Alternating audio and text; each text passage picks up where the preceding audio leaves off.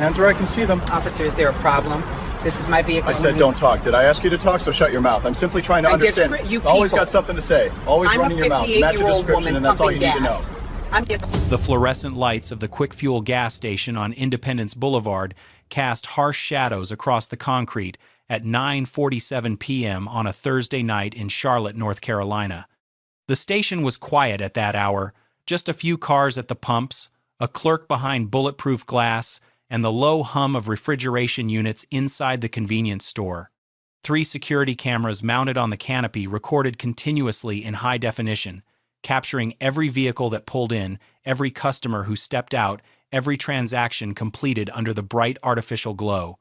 A black Lexus sedan pulled into pump number 4. The driver's door opened, and a 58-year-old black woman stepped out. She was dressed in tailored slacks and a cream silk blouse, her gray-streaked hair pulled back in an elegant twist. Her movements were calm and unhurried as she inserted her credit card and reached for the fuel nozzle. She had no idea that in less than 2 minutes, her face would be pressed against that concrete, blood pooling beneath her cheek, a white police officer's knee driving into her spine. What happened next was captured from 3 different angles with crystal clarity. The patrol car pulling in with lights flashing, the officer approaching with his hand already on his weapon. The words exchanged, inaudible on the security footage but preserved on witness phones. The grab, the twist, the violent takedown that sent a dignified woman crashing to the ground with enough force to fracture her cheekbone.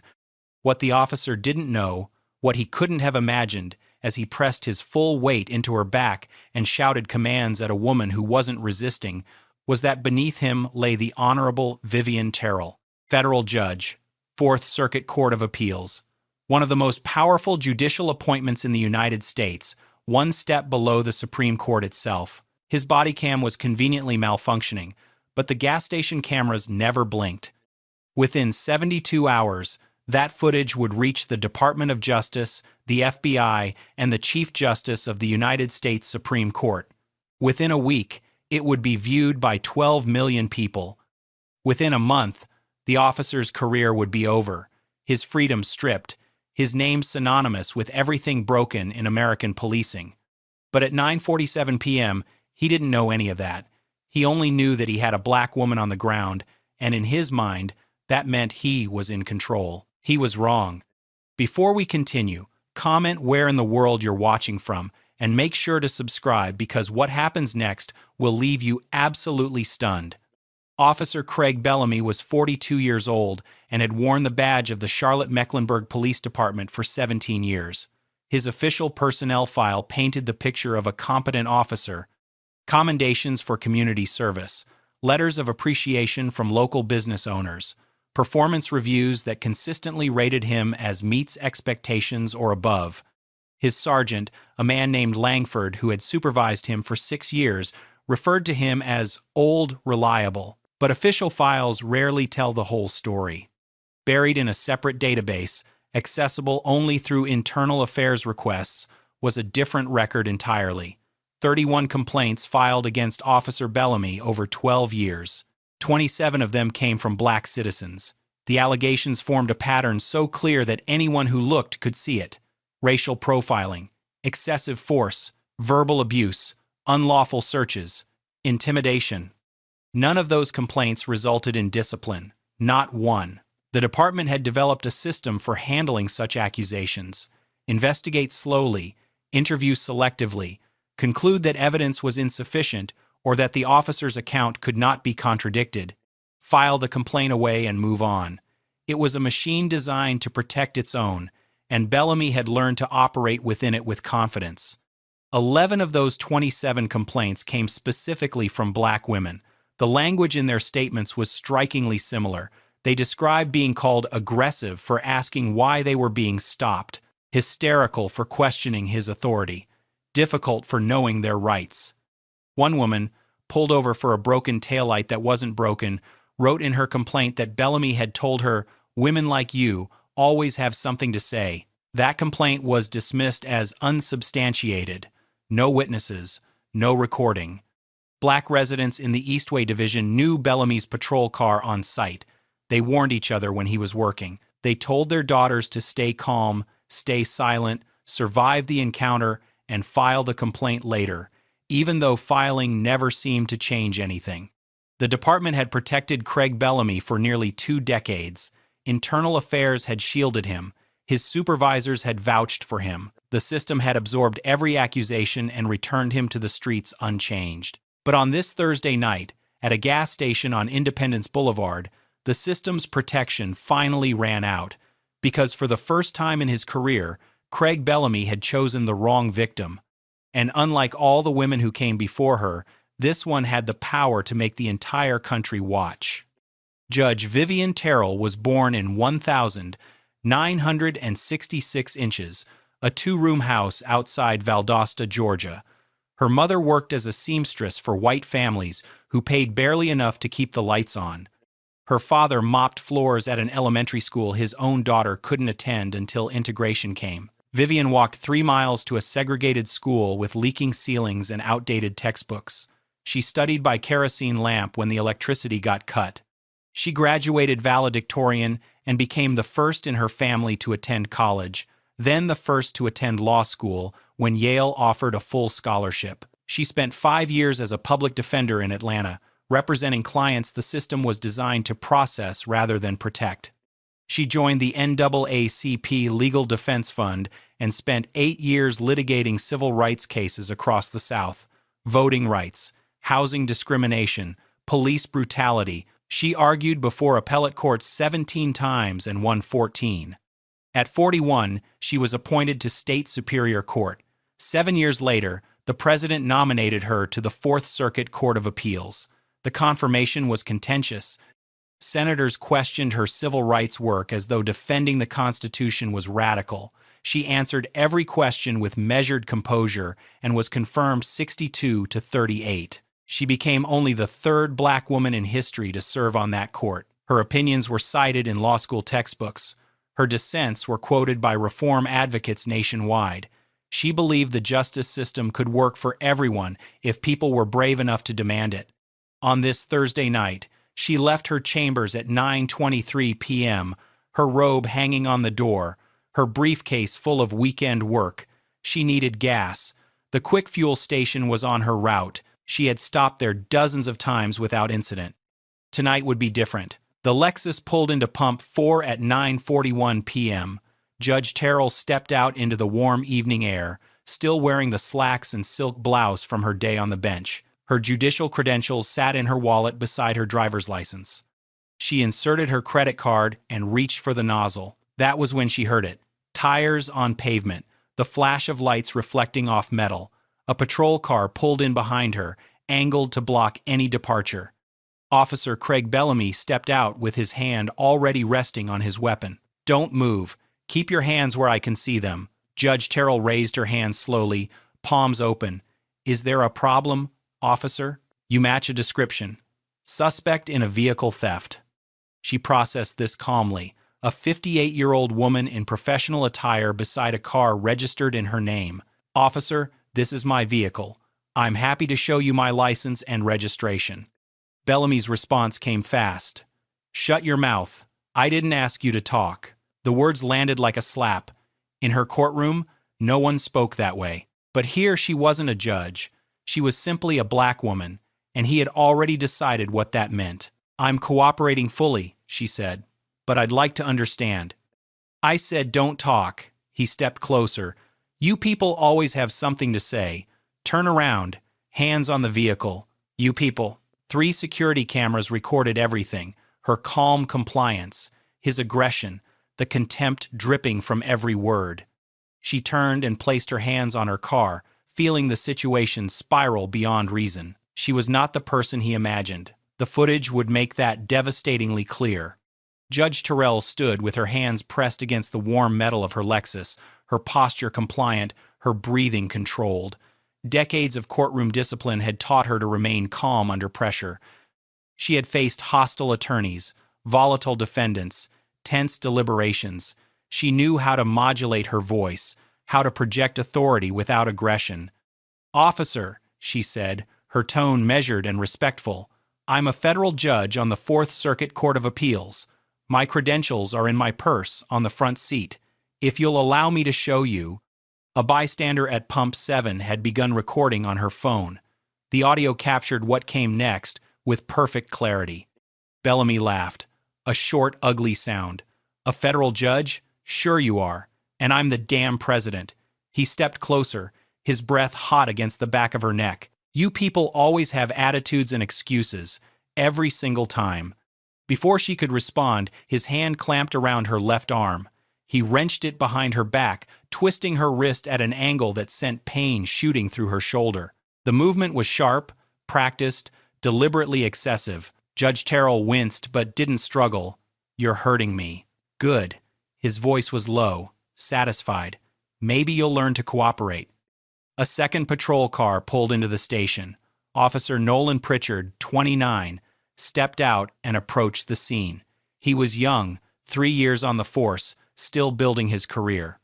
He saw his senior partner with a black woman bent over the hood of a Lexus, her arm twisted behind her back, her face tight with pain. He did nothing.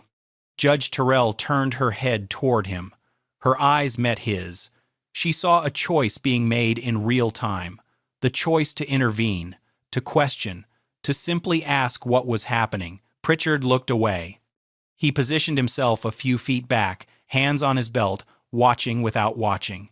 His silence would later be described by federal prosecutors in precise legal terms: complicity through cowardice. He had the authority to intervene. He had the obligation to question excessive force. He had a duty to protect. He fulfilled none of them. The pain in her shoulder was sharp and constant, but Judge Terrell forced herself to breathe through it. She had handled worse in her life. She had survived worse. What she needed now was to de-escalate, to reach her credentials, to end this encounter before it went further. "Officer," she said again, her voice strained but controlled, "please, just let me show you my identification. Everything will be clear." For a moment, there was silence. Bellamy's grip on her arm loosened slightly. Perhaps some part of him recognized that her composure didn't match the narrative he had constructed. Perhaps some instinct warned him that this wasn't going the way it should. But that moment passed. I said, "Shut up." The kick came without warning. His boot connected with the back of her knee, buckling her leg instantly. She pitched forward, off balance, and before she could catch herself, his hands were on her shoulders, shoving downward with brutal force. Her face hit the concrete. The sound was sickening, a crack that echoed across the station, audible on every recording. Her cheekbone fractured on impact, the bone giving way against oil-stained pavement. Blood began pooling immediately, spreading beneath her face in a dark, widening stain. Her reading glasses flew from her face and skittered across the ground. One lens shattered against the concrete. Bellamy dropped his knee onto her spine, driving his full 220 pounds into her back. She felt the air crush out of her lungs, felt her ribs compress under the pressure, felt the cold bite of handcuffs ratcheting tight around her wrists, metal edges digging into flesh hard enough to leave bruises that would be photographed for weeks. "Stop resisting!" Bellamy shouted, loud enough for the cameras to capture. But Judge Vivian Terrell was not resisting. All 3 security cameras showed the same thing: a 58-year-old woman lying completely motionless on the ground, eyes closed, blood spreading beneath her face. Witnesses would later describe her lips moving silently, forming words none of them could hear. She was praying. A woman at Pump 3 screamed. A man in a pickup truck fumbled for his phone and began recording. Inside the station, the attendant watched through bulletproof glass with his hand already on the telephone. He dialed 911. "I need to report an assault," he said. "A police officer is attacking a woman at my gas station. She's bleeding. She's not moving. Please send help." 4 people watched Judge Vivian Terrell's face hit the concrete. 4 people who could have looked away, minded their own business, told themselves it wasn't their problem. They didn't. Denise Okafor, 34, was filling her tank at Pump 3 when she heard the commotion.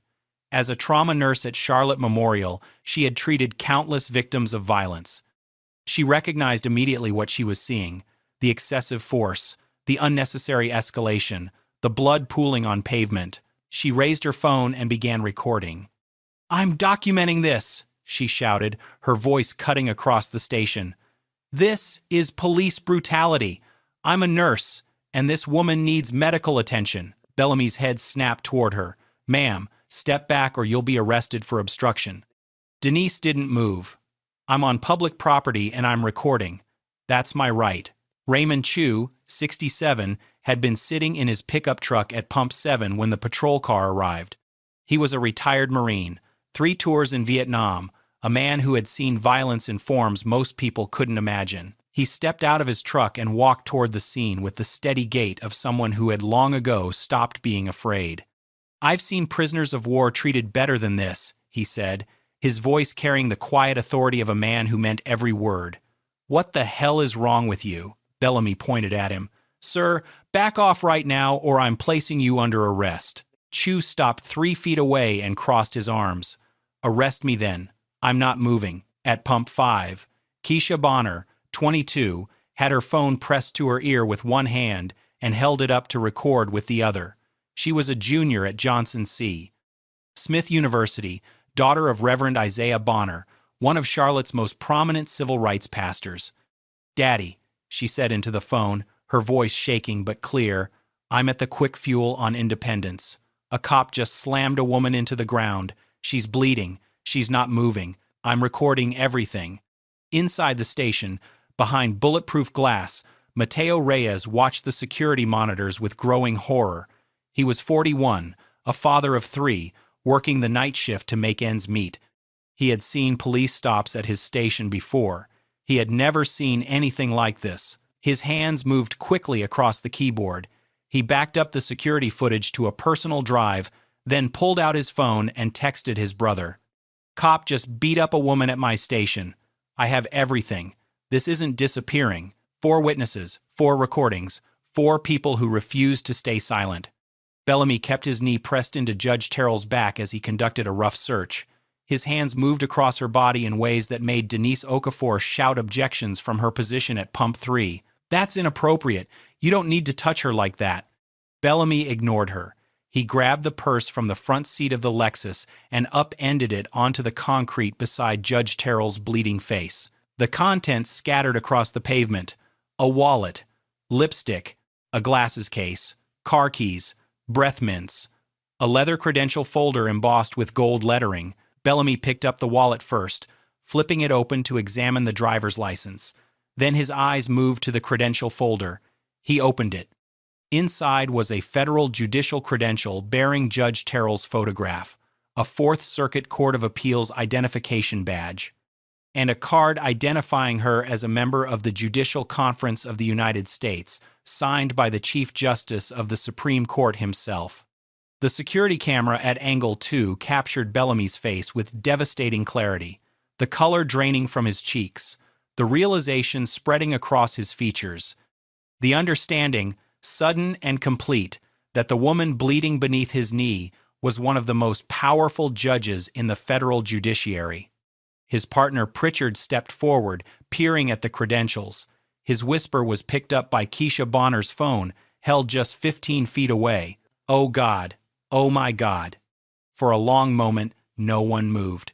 The witnesses waited, expecting Bellamy to uncuff her, to apologize, to radio for medical assistance, to do something that acknowledged the catastrophic magnitude of his error. He did none of those things.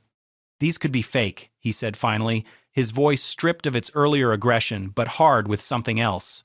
"Desperation. Denial. Anyone can make fake IDs. We're taking her in for verification." Raymond Chu's voice cut through the night. "You're not serious." Bellamy hauled Judge Terrell up by her cuffed wrists, her shoulders wrenching at the angle. Blood still dripped from the gash on her cheek.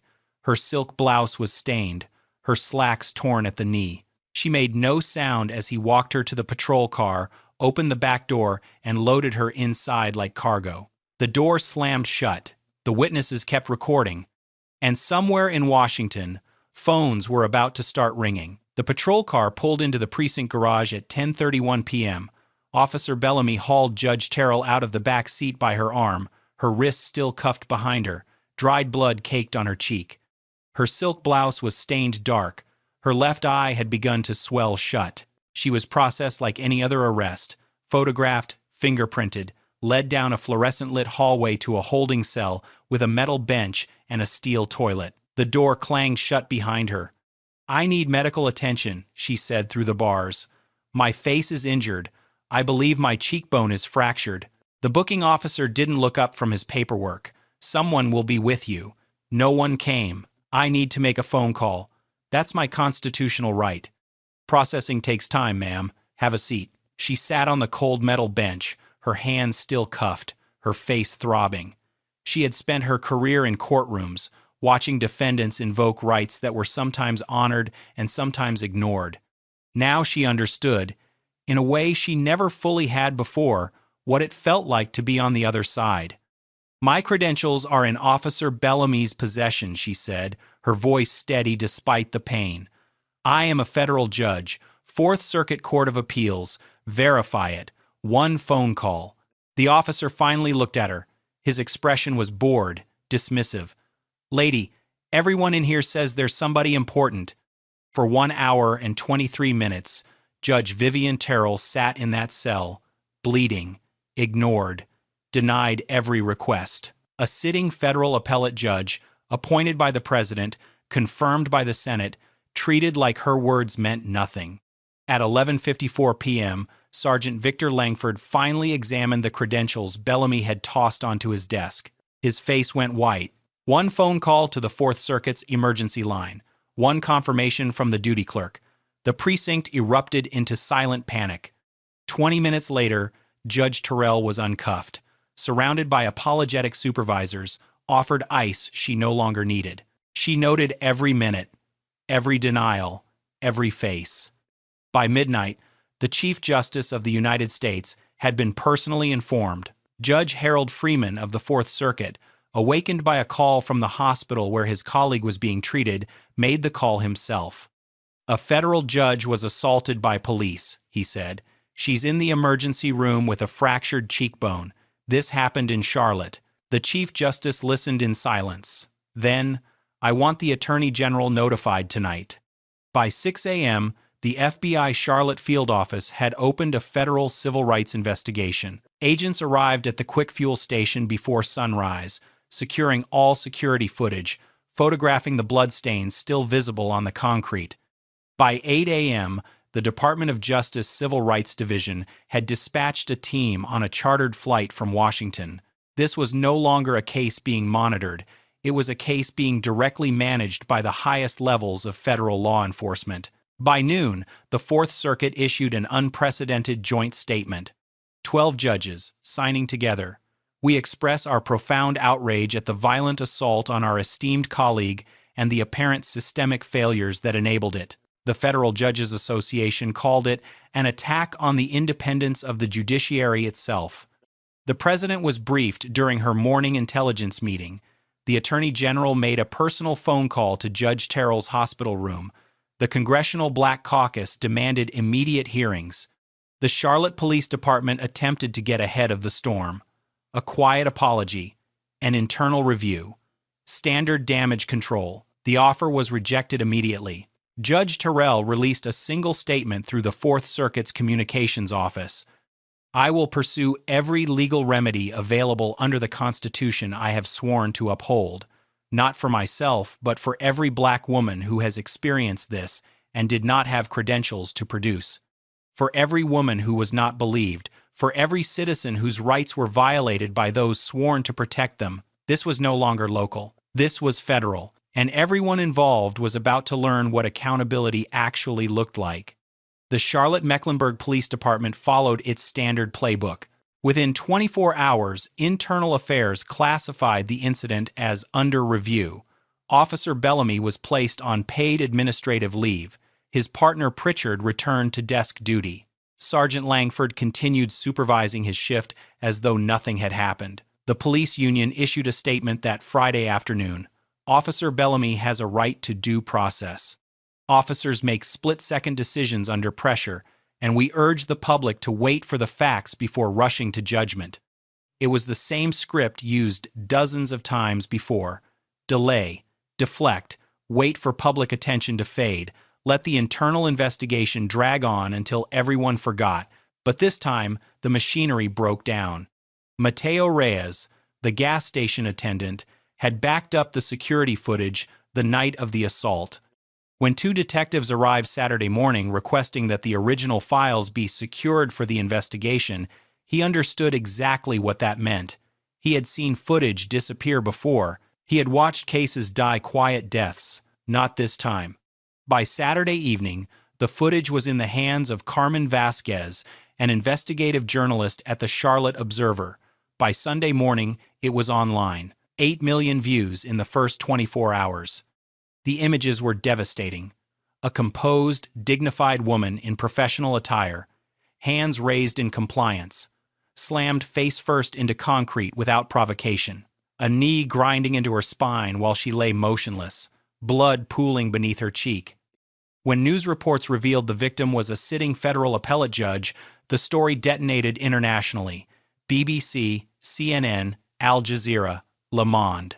The footage played on every network, in every language, on every continent. The police union president attempted damage control with a second statement. It became instantly infamous. Officers can't be expected to recognize every judge or dignitary. Judge Terrell could have de-escalated the situation by simply complying without speaking. The statement trended for 3 days. Compliance without speaking. The phrase became a symbol of everything broken in American policing. The FBI subpoenaed all Bodycam footage from Bellamy's career. Investigators discovered his camera had malfunctioned during 23 previous use-of-force incidents. Every single one involved a person of color. Federal prosecutors moved with unprecedented speed. 7 weeks after the assault, a federal grand jury returned indictments.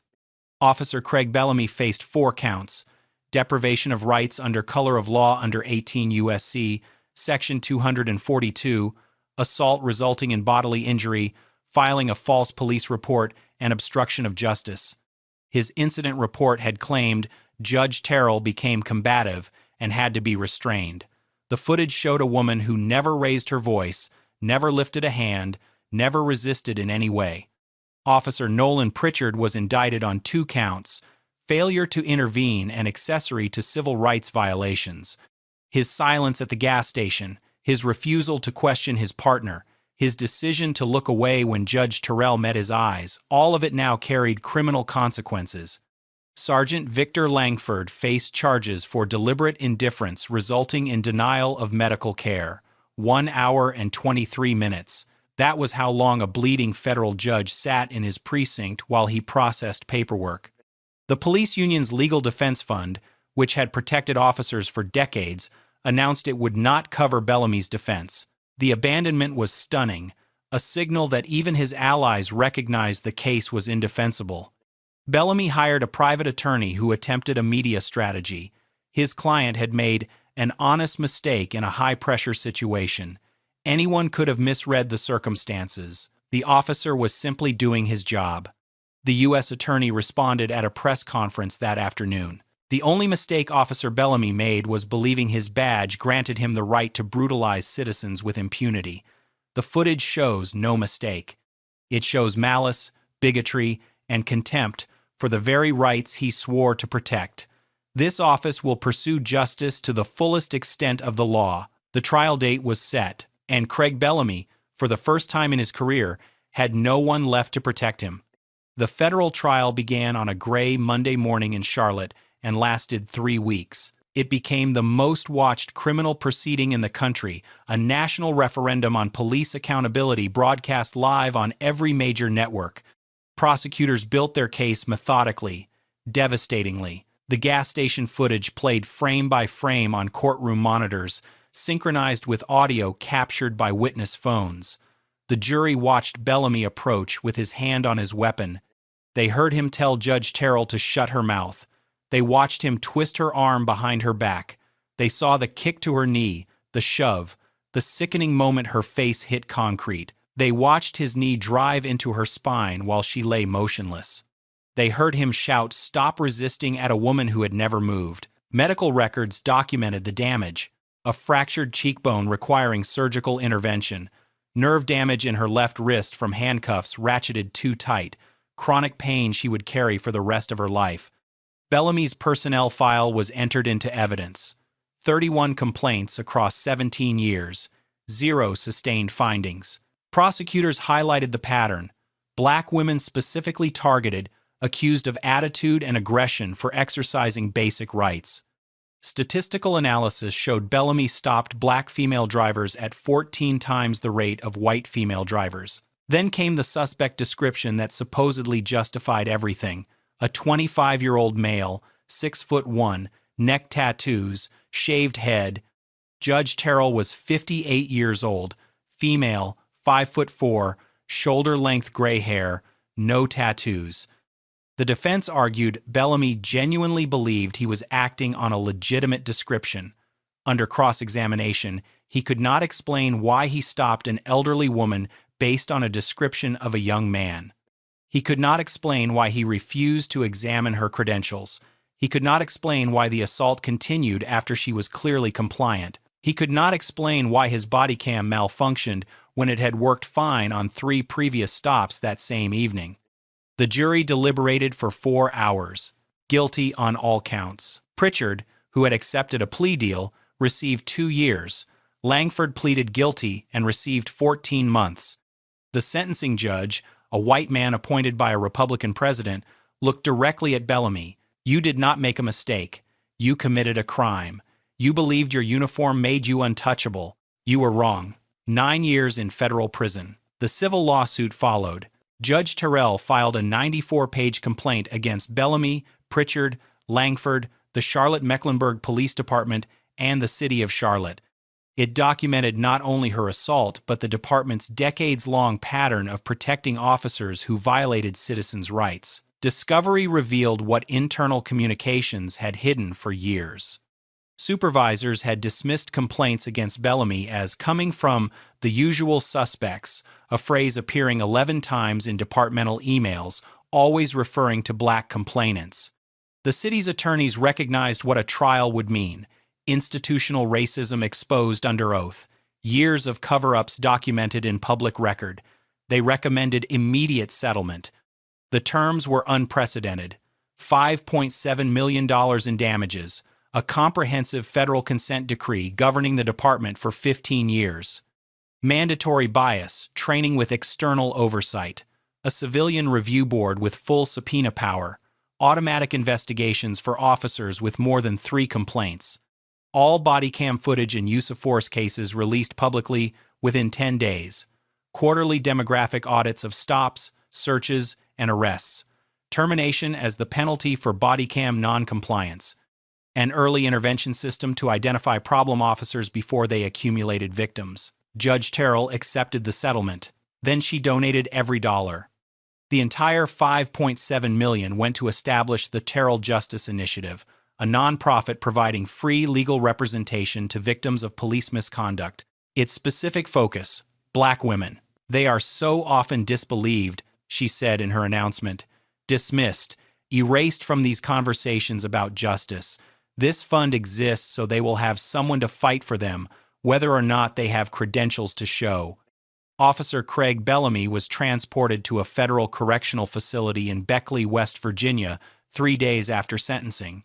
He would serve his time among inmates who knew exactly what he had done. The footage had played everywhere. There was no anonymity for a cop who had brutalized a federal judge on camera. He filed 2 appeals. Both were denied.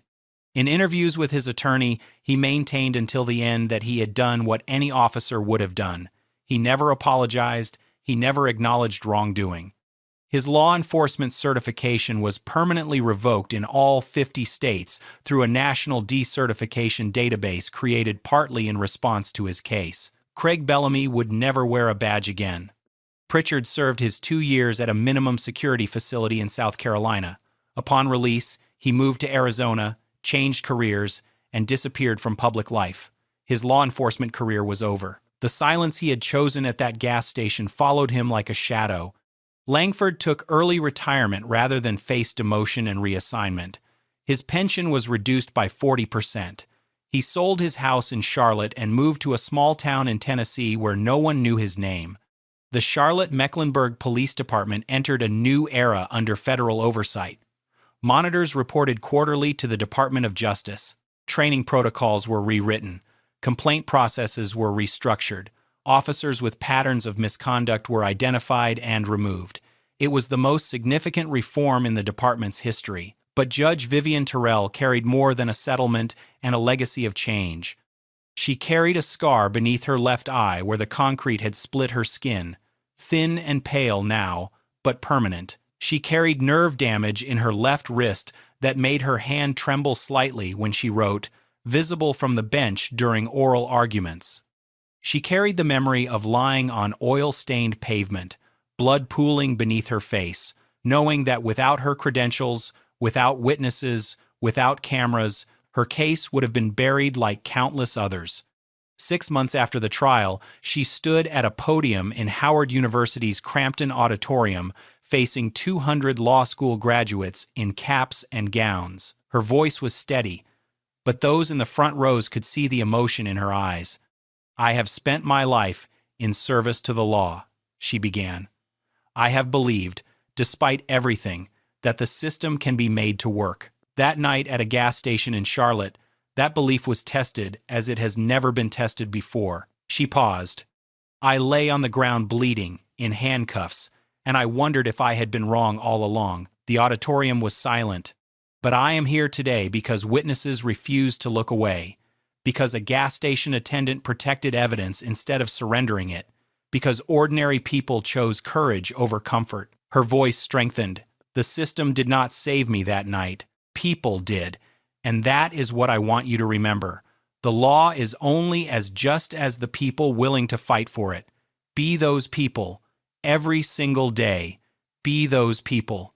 The applause that followed lasted 4 minutes. The gas station footage is now shown in police academies across 34 states. It is taught in law schools as a case study in civil rights enforcement. It is referenced in congressional testimony on police reform. The small quick fuel station on Independence Boulevard has become an unlikely landmark, the place where a federal judge was thrown to the ground and where justice eventually prevailed. But Judge Terrell knows what too few acknowledge. For every case like hers, there are thousands where no credentials exist, no witnesses step forward, no footage survives. The Terrell Justice Initiative has taken on 847 cases in its first 2 years. She reads every intake file personally. Every account of a black woman disbelieved, dismissed, or brutalized passes through her hands. And every time, she touches the scar beneath her eye. Justice is not a guarantee. It is a fight, and the fight never ends. Now, watching footage like this, it can really stick with you, right? Some of these clips stay in your head, especially late at night when you're trying to fall asleep. And speaking of sleep, if you're someone who lies awake at 2 or 3 a.m., mind racing, unable to shut off, I know how frustrating that is. You're exhausted, but your brain just won't stop. And the worst part? The less you sleep, the worse it gets. Your energy crashes. Your mood suffers. Everything feels harder than it should. I struggled with this for years. Tried melatonin, white noise, warm milk, nothing worked long term. Then I found something called the 30-Day Uninterrupted Sleep Reset. It's a science-based program, no pills, no medication, that actually retrains your brain to sleep through the night. 7 to 8 hours, uninterrupted. Over 30 days, it rewires your sleep system. And once you're done, you keep the results. There's a maintenance plan so you don't slip back. Look, if you've tried everything and nothing sticks, this is different. Check the link in the description. Seriously, try it, and I'll catch you in the next story. My name is So Eleanor Chambers. you can verify that in 30 seconds. A federal judge. Right, and I'm the Pope. You people always got a story. You people? Empty your pockets now, or I'm I taking will you not. in for You obstruction. have no grounds. I said empty your pockets. The wine aisle was quiet that Wednesday evening, soft jazz playing through the speakers of Harrington's Fine Foods, an upscale grocery store in the wealthy suburb of Millbrook Heights. The shelves were lined with bottles that cost more than some people's weekly groceries, and the clientele that evening was sparse, mostly professionals stopping in after work, browsing organic produce and artisanal cheeses. Judge Eleanor Chambers was among them, pushing a cart slowly through the aisle, reading labels with the careful attention she brought to everything in her life. At 58 years old, she had spent 22 years on the federal bench, presiding over cases that shaped civil rights law, sentencing corrupt politicians who thought themselves untouchable, and earning a reputation as one of the most respected jurists in the Eastern District. But tonight, none of that mattered. Tonight, she was just a woman in a beige cardigan and comfortable slacks, tired from a long day of court proceedings, wanting nothing more than to pick up a nice bottle of wine and some ingredients for dinner.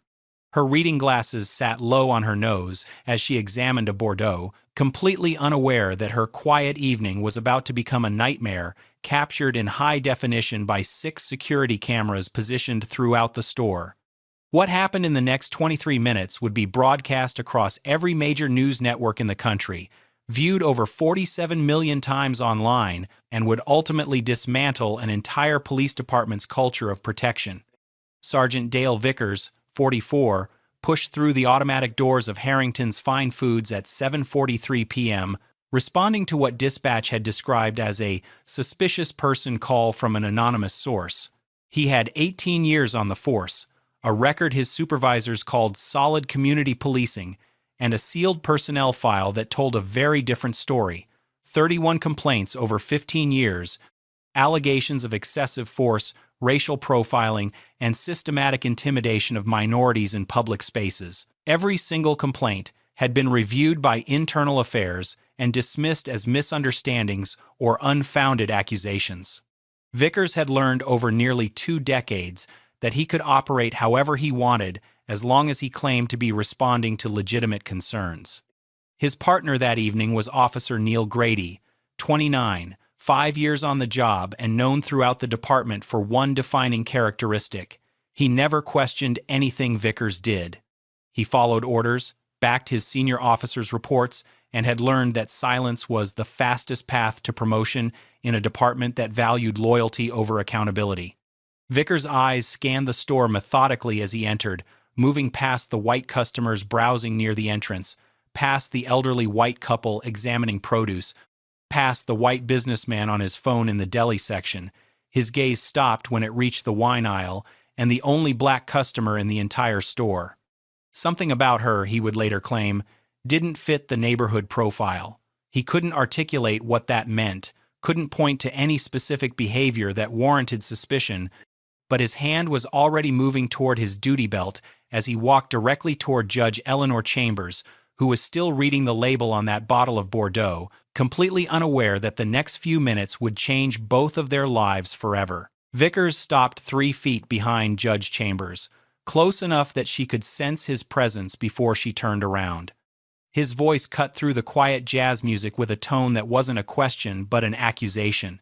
He wanted to know what she was doing there, why she was in this store, in this neighborhood, at this hour. Chambers set the bottle of Bordeaux back on the shelf carefully and turned to face him, her expression calm but confused. She explained simply that she was shopping, that she lived 12 minutes away, that she stopped here regularly on her way home from work. It was the kind of explanation no one should ever have to give for existing in a grocery store, but she offered it with the composure that came from 22 years of managing hostile courtrooms. Vickers wasn't satisfied.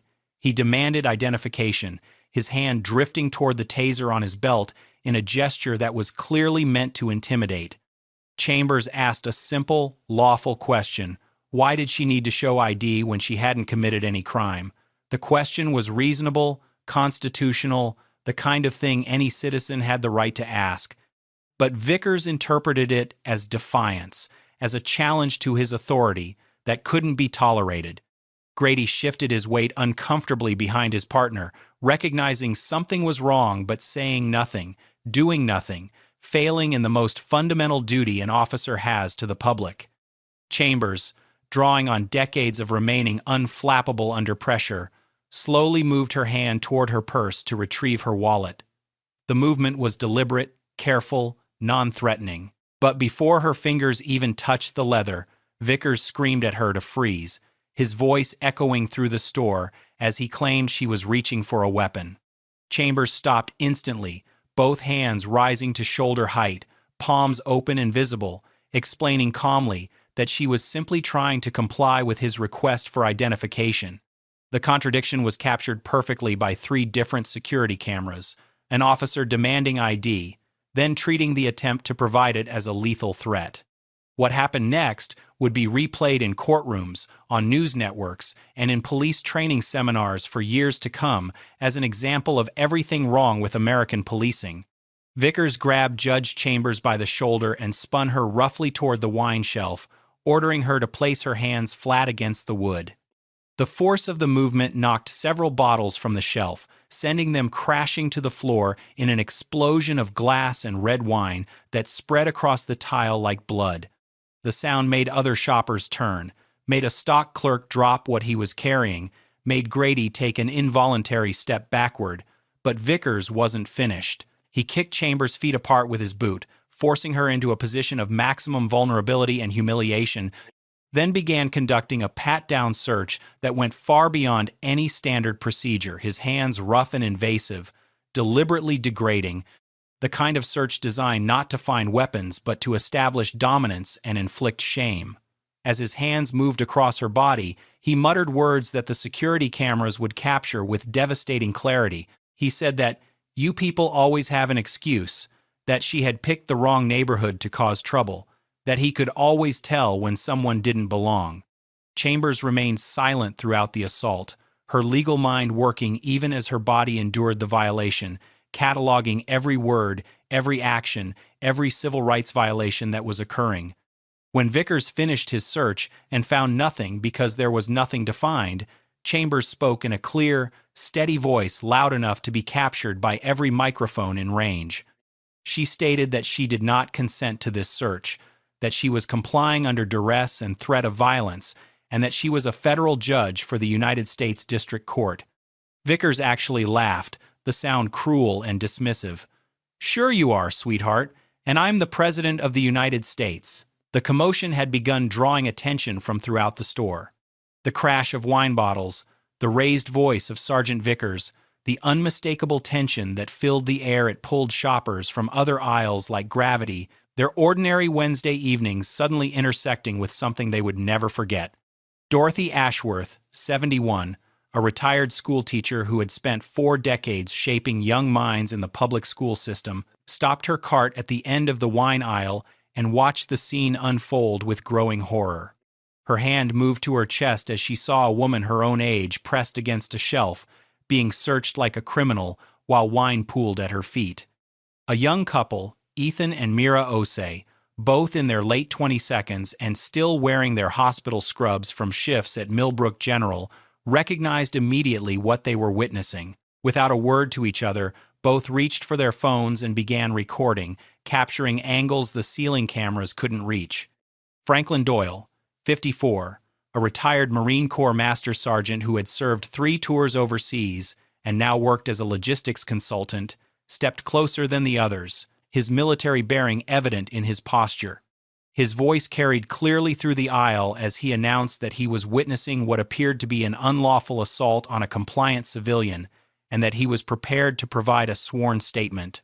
Vickers' head snapped toward the growing crowd, his face reddening with anger at having his authority challenged. He pointed at them and warned that anyone who didn't mind their own business would be arrested for obstruction of justice, that he would personally ensure they spent the night in jail. Dorothy Ashworth didn't move an inch.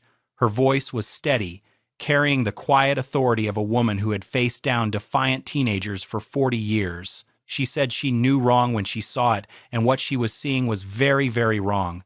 Grady's eyes darted between his partner and the witnesses, the phones, the situation spiraling beyond anything he could justify in a report. Judge Chambers had maintained her composure through the illegal stop, through the humiliating search, through the degrading comments about "you people."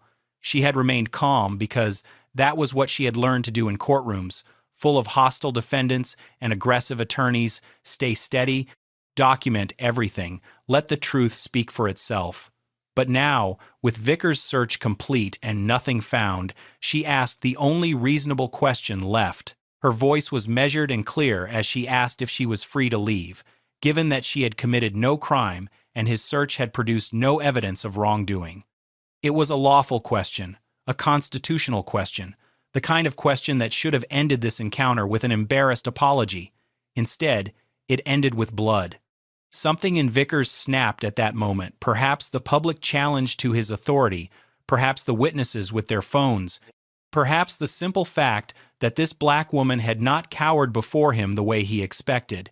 His hand shot out and grabbed her arm, twisting it behind her back with vicious force. Before Chambers could even cry out in pain, he drove her forward, slamming her face first into the wine shelf with enough force to send another cascade of bottles crashing to the floor. Her reading glasses flew from her face and shattered against the tile. But worse than the glasses was the sound, a sickening crack as her forehead connected with the metal edge of the shelf, splitting the skin open in a gash that immediately began streaming blood down her face. Chambers didn't resist, didn't raise a hand to defend herself, didn't struggle against his grip.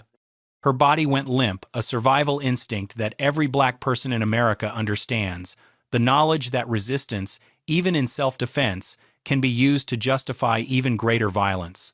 Vickers forced her to the ground, driving his knee into the center of her back while her blood spread across the white tile floor, mixing with the spilled wine in a pool that shoppers would later describe as looking like a crime scene. Because it was one. Mira Osei screamed, the sound piercing through the store. Franklin Doyle's voice boomed that this was assault, that he was calling 911 to report a police officer attacking an unarmed woman. Vickers, breathing heavily, his knee still pinning the bleeding judge to the floor, yelled at Grady to control the crowd, to get these people back, to stop them from recording. Grady stood frozen, doing nothing, his failure to intervene being captured by 6 cameras and 4 phones. The handcuffs bit into Judge Chambers' wrists with a cruelty that went beyond restraint. Vickers had cinched them deliberately tight, metal edges cutting into skin already raw from being wrenched behind her back, the pain sharp and immediate on top of the throbbing agony radiating from her split forehead. Blood continued streaming down her face, dripping from her chin onto her beige cardigan, staining the fabric in dark patterns that would later be photographed as evidence. Vickers hauled her to her feet with no regard for her injuries, no concern for the woman swaying unsteadily as her vision blurred from the head wound. Then he announced to the gathered crowd, his voice carrying the confidence of a man who had never faced consequences, that she was under arrest for resisting arrest, disorderly conduct, and assaulting a police officer. Every word was a lie. The security cameras had captured a woman who never raised her voice, never lifted a hand, never made a single movement that could be construed as resistance.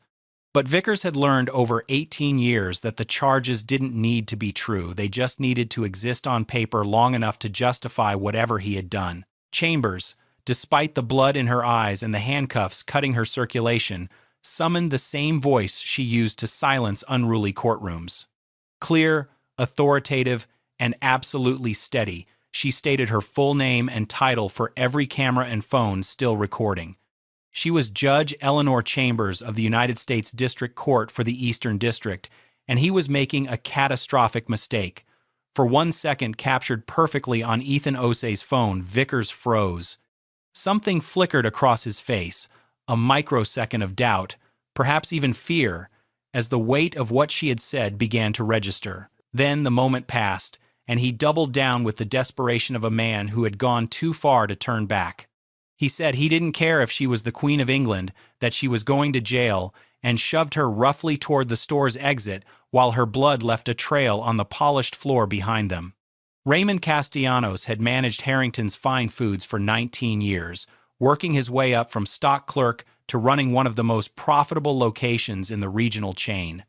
He knew every employee by name, knew most of his regular customers, and had built a reputation for running a store where people felt welcomed and safe. He was in the back office reviewing inventory reports when a breathless clerk burst through the door saying there was a situation in the wine aisle, that a cop was hurting someone, that there was blood everywhere. Castellanos moved faster than he had in years, rushing through the stockroom and onto the sales floor, where the scene that greeted him stopped him cold. A woman in handcuffs, blood streaming down her face from a wound that clearly needed immediate medical attention. Shattered glass and spilled wine covering the floor of his premium wine section. A crowd of customers with phones raised, their faces showing shock and horror, and two police officers moving toward the exit with the urgency of men fleeing a crime scene rather than processing a legitimate arrest. Castellanos positioned himself directly in front of the automatic doors, blocking the only exit, his considerable frame filling the space.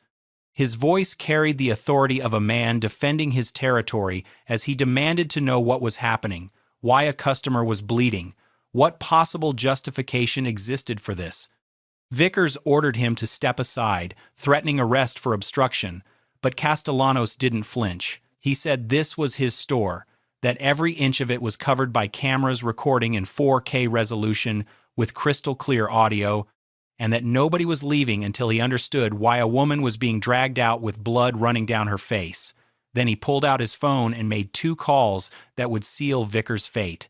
The first was to corporate headquarters, alerting them that a major incident was occurring that would require immediate legal involvement. The second was to a number he had saved from a community safety initiative 6 months earlier, the direct line to Police Chief Lenora Vance. As he spoke into the phone, describing what he was seeing in precise detail, the color began draining from Sergeant Vickers' face. The power dynamic in that grocery store had shifted completely, and for the first time that evening, the officer who had wielded his badge like a weapon realized he might not be able to lie his way out of what he had done. The flashing lights of Police Chief Lenora Vance's unmarked vehicle cut through the evening darkness of the Harrington's parking lot exactly 18 minutes after Raymond Castellanos ended his call. Chiefs didn't respond to routine incidents, they had captains and lieutenants for that. But there had been something in Castellanos' voice, a controlled urgency that made Vance grab her keys and drive across town herself. What she found when she walked through those automatic doors confirmed every instinct that had propelled her out of her office. A black woman in handcuffs, blood still seeping through a makeshift bandage someone had pressed to her forehead. Sergeant Dale Vickers standing rigid near the exit, his jaw set in the defensive posture of a man preparing his lies. Officer Neil Grady, pale as paper beside him, looking like he might vomit on the shattered glass still covering the floor. And a crowd of at least 15 witnesses, many still holding phones that had recorded everything, their faces reflecting a mixture of outrage and expectation. Vance had been police chief for 7 years, and she recognized a catastrophe when she saw one. Her first question to Vickers was about his body camera footage. He claimed it had malfunctioned, that it hadn't been recording properly, an excuse she had heard dozens of times from officers whose cameras mysteriously failed only during controversial incidents. She asked for a summary of what happened, and Vickers launched into a narrative about a suspicious person, about resistance, about fearing for his safety, a story so riddled with inconsistencies that it contradicted itself twice in the first 30 seconds. Before Vance could respond, Dorothy Ashworth stepped forward from the crowd, her 71 years of moral authority evident in every word. She said that woman had told the officer she was a federal judge, and he had laughed in her face.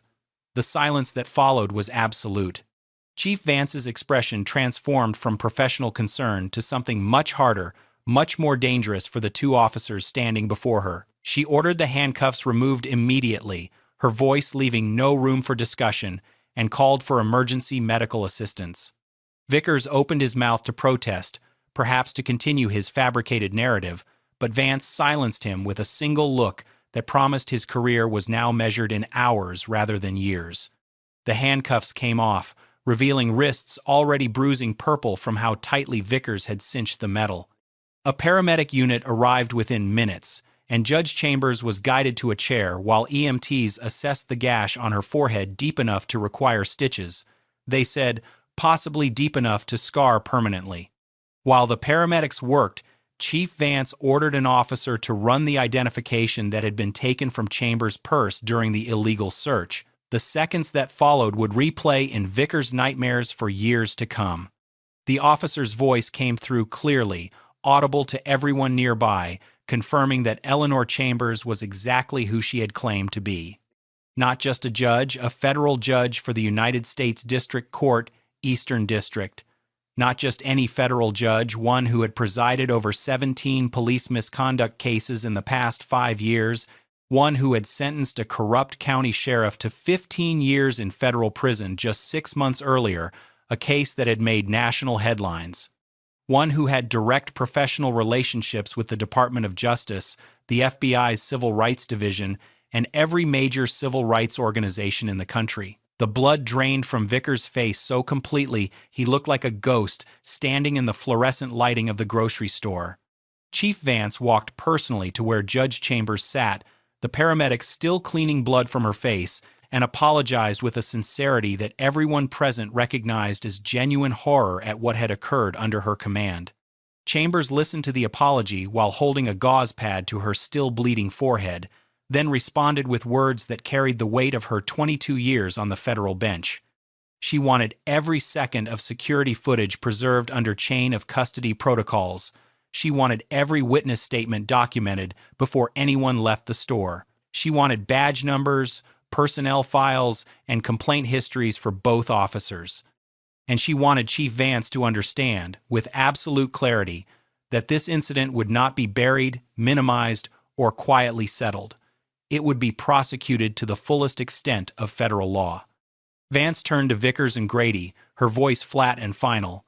Badges and weapons, now. Vickers' hand trembled as he unclipped the shield he had worn for 18 years, the shield he had used to terrorize countless citizens who didn't have the power to fight back, and placed it in his chief's outstretched hand. The videos hit the internet before Judge Chambers had even finished receiving her stitches at Millbrook General Hospital. Ethan and Mira Osei uploaded their recordings to every platform they could think of: Twitter, Instagram, TikTok, Facebook, YouTube, with captions describing exactly what they had witnessed. Within 6 hours, the footage had been viewed over 2 million times. Within 24 hours, it crossed 10 million. Within 48 hours, the number became impossible to track as the videos were downloaded, re-uploaded, and shared across every corner of the internet. The store's security footage, subpoenaed by federal authorities within hours of the incident, was leaked to a major news network by someone whose conscience outweighed their job security. Cable news networks ran the assault on an endless loop: the shove, the impact, the blood, the handcuffs, all captured in devastating 4K clarity from multiple angles. Legal analysts who had spent careers parsing ambiguous police encounters called this one unprecedented in its clarity. One former federal prosecutor said on national television that this was one of the most clear-cut cases of police brutality and racial profiling ever recorded, that there was simply no alternative interpretation possible. The image of Judge Chambers' bloodied face captured in a still frame as Vickers hauled her to her feet became a symbol almost overnight, shared millions of times with captions about justice, about racism, about the reality of being black in America regardless of achievement or status. Civil rights leaders held press conferences on courthouse steps across the country. The governor issued a statement calling the incident deeply disturbing and demanding a full investigation. The White House press secretary was asked for comment during a daily briefing and responded that the president was monitoring the situation closely. But perhaps most damaging to the Millbrook Police Department was what investigative journalists began unearthing about Sergeant Dale Vickers himself. Those 31 sealed complaints were sealed no longer leaked by sources inside the department who had watched colleagues like Vickers operate with impunity for years. The pattern was devastating. Complaint after complaint from black residents describing the same behavior, the same language, the same escalation from routine encounters to violence. And buried in city financial records, reporters discovered something the public had never been told. The city had quietly paid out over $800,000 in settlements related to Vickers' conduct over the past decade, exposed, and there was nowhere left to hide. The FBI announced its civil rights investigation on a Friday morning. The press conference carried live on every major network. The special agent in charge stood at a podium flanked by American flags and delivered a statement that sent shockwaves through law enforcement communities nationwide. This was not simply an investigation into one officer's conduct, it was a comprehensive review of the Millbrook Police Department's patterns and practices regarding discriminatory policing. The Department of Justice followed within hours, announcing that the Civil Rights Division would be conducting its own parallel investigation, examining how 31 complaints against a single officer had been systematically dismissed over 18 years. By Monday morning, Sergeant Dale Vickers was arrested at his home by FBI agents, led out in handcuffs while news helicopters circled overhead and cameras captured every step. The charges were federal: assault under color of law, deprivation of civil rights, filing false official reports, and obstruction of justice for his claimed body camera malfunction, which forensic analysis revealed had been manually disabled 30 seconds before he approached Judge Chambers. Officer Neil Grady was arrested the same day, charged as an accessory for his deliberate failure to intervene during an assault he had both the duty and opportunity to stop. The state attorney general convened a grand jury to consider additional state charges, promising that no stone would be left unturned. But it was Judge Eleanor Chambers' televised statement that crystallized the moment for millions of Americans. She sat in her living room, 14 stitches visible on her forehead, the bruises on her wrists, now a deep purple, and spoke directly into the camera with the same steady composure she had maintained throughout her ordeal. She said that if this could happen to her, a federal judge with 22 years on the bench, with direct connections to every lever of power in the justice system, then Americans needed to imagine what happened every day to those without her resources, without her platform, without her ability to fight back. Her voice carried the weight of every victim whose case never went viral, whose assault was never recorded, whose complaint was dismissed and buried. This case, she said, is for them. The federal trial of Dale Vickers began on a gray Monday morning 4 months after the incident at Harrington's Fine Foods, and from the moment the prosecution began presenting evidence, everyone in that courtroom knew how it would end. The security footage was played in its entirety on large monitors positioned so the jury could see every frame, the approach, the demands, the search, the slurs, the violence, the blood. The audio was even more damning than the video, capturing Vickers' voice with crystalline clarity as he said, "You people," as he told Judge Chambers she had picked the wrong neighborhood, as he laughed at her identification of herself as a federal judge. The witnesses took the stand one by one, their accounts unwavering under cross-examination, because they were simply describing what the cameras had already proven. Dorothy Ashworth, her voice steady with righteous conviction, described watching a woman her own age being brutalized for the crime of buying wine. Franklin Doyle, his military bearing lending weight to every word, testified that in 30 years of service he had never witnessed such a clear abuse of authority. Medical experts displayed images of Judge Chambers' injuries: a fractured orbital bone that required surgical repair, a severe concussion with lasting effects, and permanent scarring on her forehead that no amount of cosmetic intervention could fully erase. Use of force specialists, including a former police chief and an FBI training instructor, testified that Vickers' actions were not merely excessive but criminal, that nothing in his training or experience could justify a single moment of what he had done to a compliant, unarmed woman. The defense tried desperately to construct a narrative of threat, claiming Vickers had genuinely feared for his safety, but the footage demolished every argument before it could take hold. The jury saw a 58-year-old woman in a cardigan, pushing a shopping cart, holding a bottle of wine, who never raised her voice or her hands, even as she was beaten and bloodied. They deliberated for just over 3 hours, guilty on all counts. The judge, a colleague of Chambers who had recused himself from the civil proceedings but presided over the criminal trial, sentenced Vickers to 12 years in federal prison, the maximum allowed under sentencing guidelines. Officer Neil Grady, who had stood silent while a woman was assaulted, who had followed unlawful orders without question, who had failed in his most basic duty to protect, received 3 years for his complicity. As Vickers was led from the courtroom in handcuffs, he passed within feet of Judge Chambers, who sat in the gallery with the same composure she had maintained throughout. He didn't look at her. He couldn't. The civil lawsuit was settled 6 weeks after the criminal verdicts, but the word settled failed to capture what Judge Eleanor Chambers had actually achieved. The monetary amount, $14.5 million, was the largest police misconduct settlement in the state's history, a number that made national headlines and sent shockwaves through municipal insurance markets nationwide. But Chambers had made clear from the beginning that money was never her primary objective.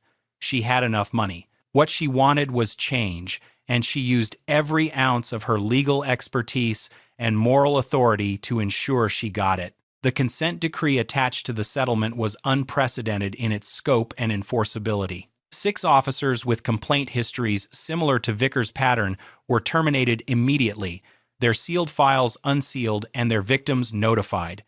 The department was required to implement mandatory body cameras with no officer-controlled off switches. The cameras would activate automatically during any civilian interaction and could only be deactivated by supervisors reviewing footage in real time. An independent civilian oversight board was established with full subpoena power, the authority to compel testimony, and the ability to recommend termination and criminal referral. All misconduct complaints would be disclosed publicly within 30 days, ending forever the department's practice of burying allegations in sealed files. And in a provision that Chambers had insisted upon personally, the department's training academy was renamed the Eleanor Chambers Center for Constitutional Policing, a permanent reminder of what happened when officers forgot who they served. Police Chief Lenora Vance, who had arrived at Harrington's that night and seen immediately the catastrophe her department had created, resigned 3 days after the settlement was announced, accepting responsibility for the institutional failures that had allowed Vickers to operate unchecked for 18 years. 4 city council members faced recall elections, 2 resigned before the votes could be held. And in the weeks following the settlement's announcement, 3 other victims of Dale Vickers came forward with stories that had never been told. A young black man stopped and beaten during a traffic stop in 2019. A black teenager detained and humiliated outside his own home in 2021. A black nurse subjected to an illegal search outside her workplace in 2022. Each received their own settlement. Each received an apology. The system that had protected Dale Vickers for nearly 2 decades was being dismantled piece by piece, and Judge Eleanor Chambers oversaw every moment of its demolition with the same meticulous attention she brought to everything in her life. 1 year to the day after a routine trip to buy wine became a nationally televised symbol of racial injustice, Judge Eleanor Chambers walked back into her courtroom. The gallery was packed with colleagues, supporters, and journalists who had followed her story from that bloody grocery store floor to this moment of return. There was something different about her now, a thin scar running along her forehead, faded but unmistakably visible. Her clerks had suggested makeup, had offered the name of an excellent cosmetic dermatologist. Chambers refused. The scar stayed visible, a permanent testament to what had happened. A reminder that justice was not an abstraction but something worth bleeding for. In the months that followed, she established the Chambers Justice Initiative, providing free legal representation to victims of police misconduct who lacked the resources to fight alone. She spoke at law schools, police academies, and congressional hearings. When interviewers asked how she felt about Dale Vickers now serving year 2 of his 12-year sentence, her answer never varied. She said she didn't think about him. What she thought about was the next person he would have hurt if those cameras hadn't been rolling. She thought about the 31 people who filed complaints before her, who had no viral videos, no national outrage, no justice. This was never about her. It was about what happens in the dark when no one is watching. The documentary about the case ended with footage that had become iconic. Vickers being led from the courthouse in handcuffs, the same restraints he had used on Judge Chambers, his head bowed as he walked toward a prison transport van. The screen faded to black, and white text appeared. 31 complaints, 18 years. One moment of truth. A final reminder that the system had been given 31 chances to stop him, and it took a federal judge bleeding on a grocery store floor before anyone finally did. Now, watching footage like this, it can really stick with you, right? Some of these clips stay in your head, especially late at night when you're trying to fall asleep. And speaking of sleep, if you're someone who lies awake at 2 or 3 a.m., mind racing, unable to shut off, I know how frustrating that is. You're exhausted, but your brain just won't stop. And the worst part? The less you sleep, the worse it gets. Your energy crashes, your mood suffers, everything feels harder than it should. I struggled with this for years.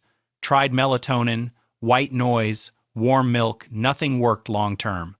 Then I found something called the 30-Day Uninterrupted Sleep Reset. It's a science-based program, no pills, no medication, that actually retrains your brain to sleep through the night. 7 to 8 hours, uninterrupted. Over 30 days, it rewires your sleep system. And once you're done, you keep the results. There's a maintenance plan so you don't slip back.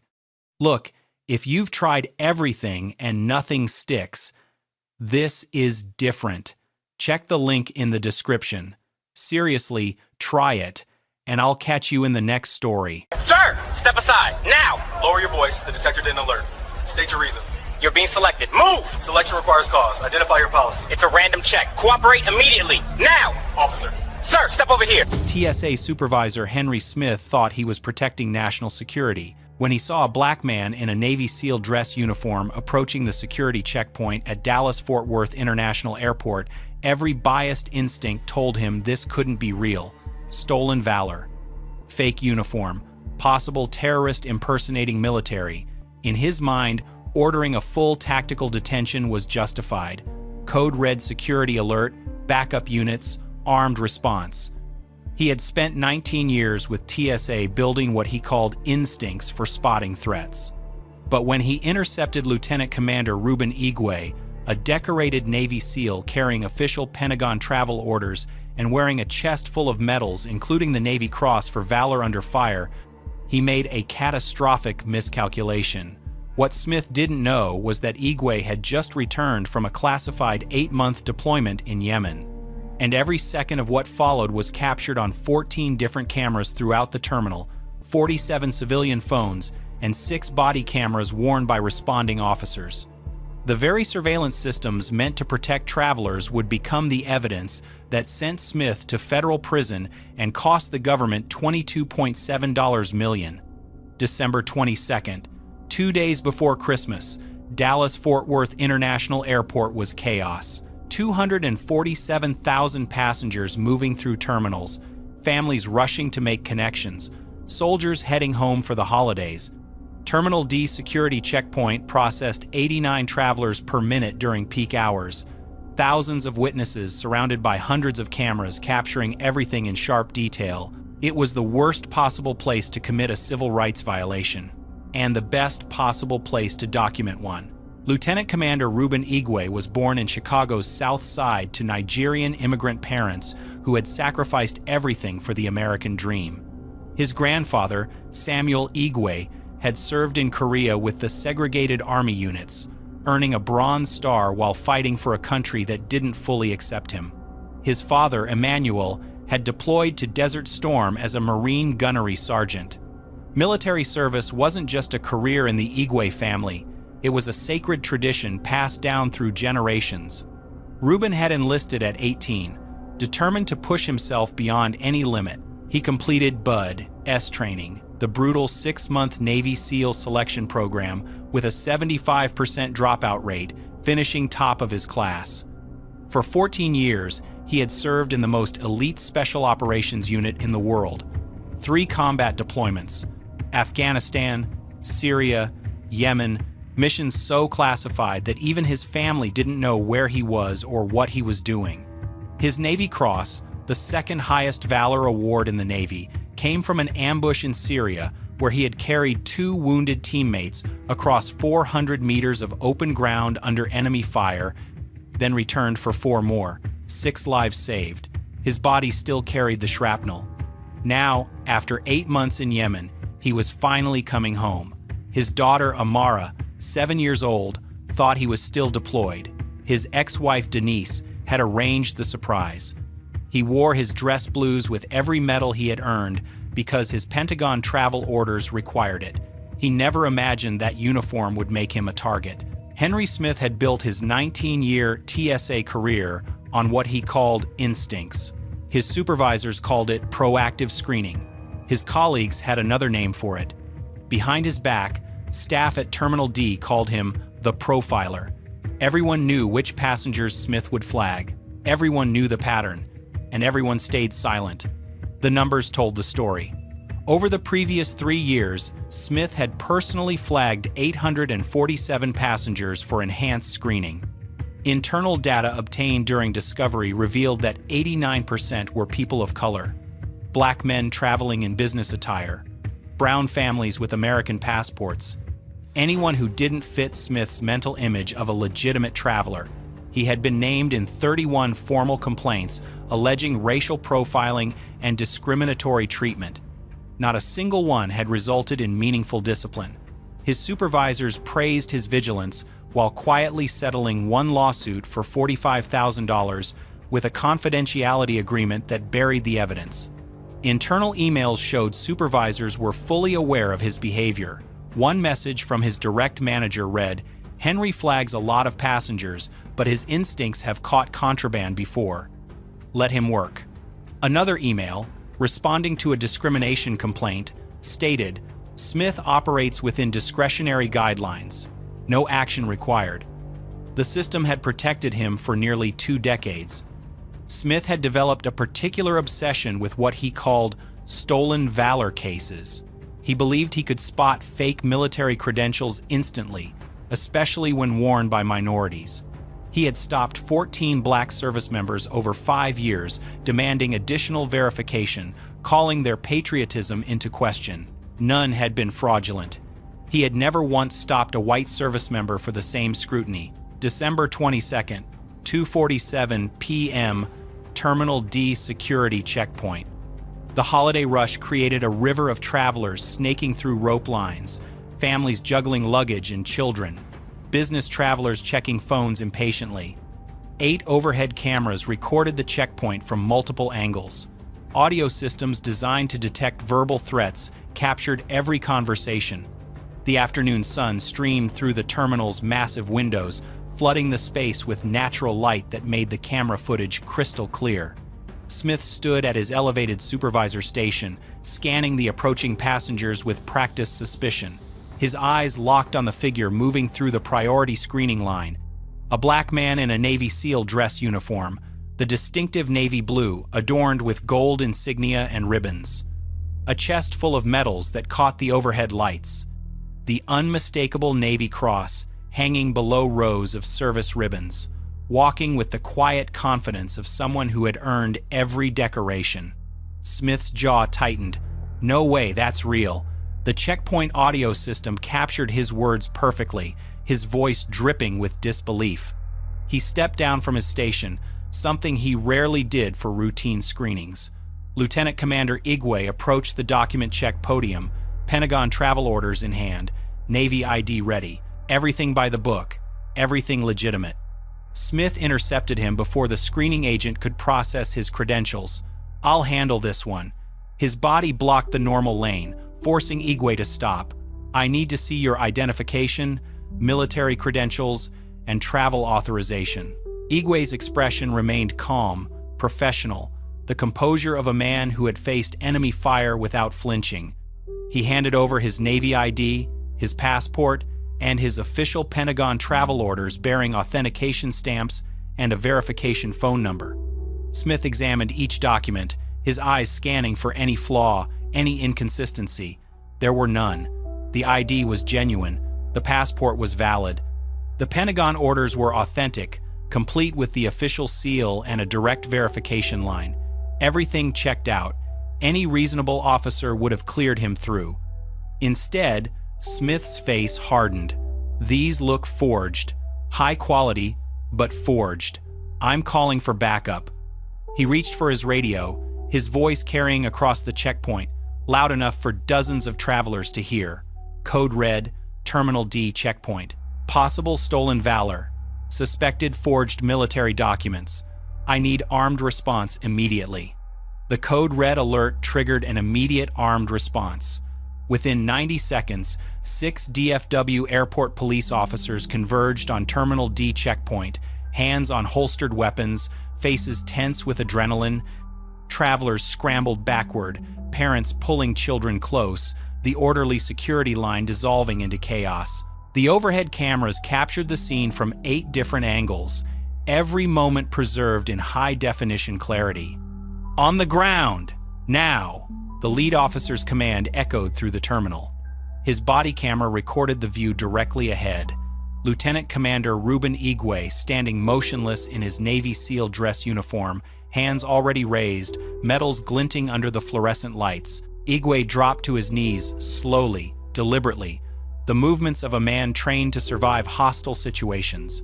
He lowered himself face down onto the cold terminal tile, his Navy cross pressing into the floor, his ribbons scraping against ground that thousands of feet had crossed that day. 6 officers surrounded him, weapons drawn, body cameras capturing every angle of a decorated war hero being treated like a terrorist. Smith stood back, arms crossed, watching with satisfaction. His voice carried across the checkpoint, loud enough for everyone to hear.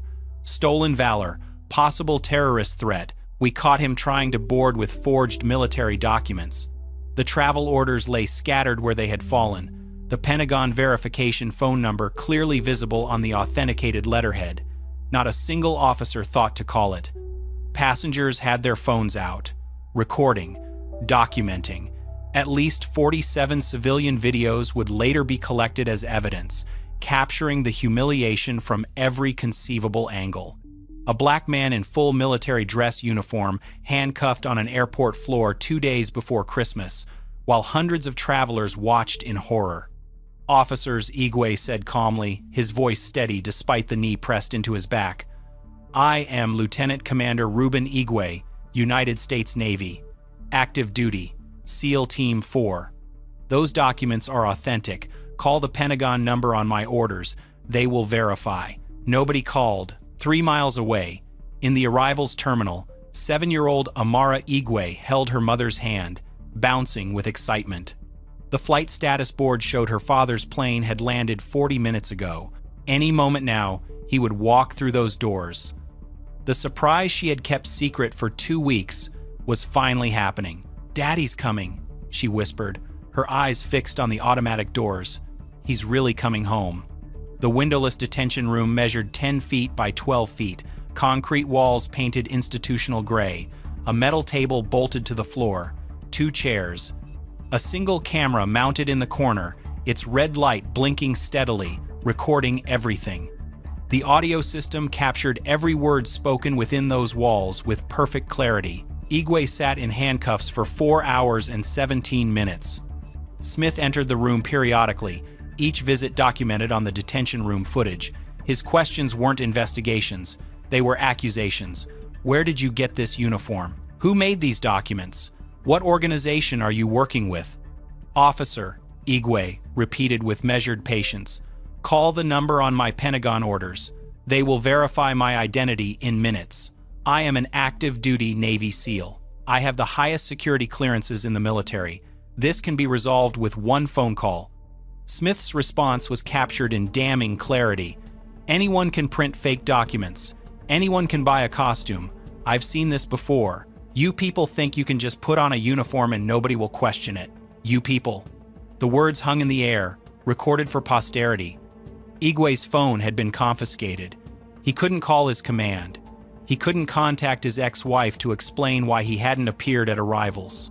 He couldn't tell his daughter that Daddy was coming, just delayed. 3 hours into the detention, Amara was crying in the arrivals terminal.